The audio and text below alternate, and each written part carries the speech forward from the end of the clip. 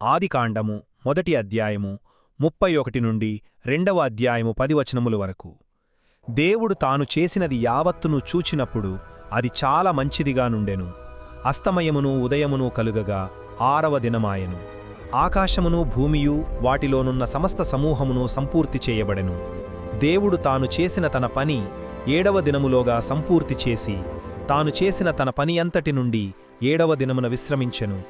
కాబట్టి దేవుడు ఆ 7వ దినమును ఆశీర్వదించి పరిశుద్ధపరచెను. ఏలయనగా దానిలో దేవుడు తాను చేసినట్టియు సృజించినట్టియు తన పని అంతటి నుండి విశ్రమించెను.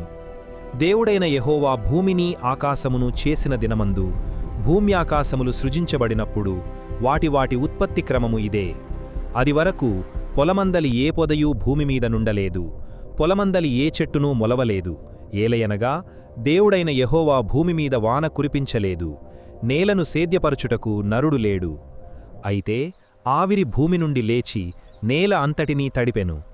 దేవుడైన యెహోవా నేలమంటితో నరుని నిర్మించి వాని నాసికారంధ్రములలో జీవవాయువును ఊదగా నరుడు జీవాత్మ ఆయెను. దేవుడైన యెహోవా తూర్పున ఏదెనులో ఒక తోట వేసి తాను నిర్మించిన నరుని దానిలో ఉంచెను.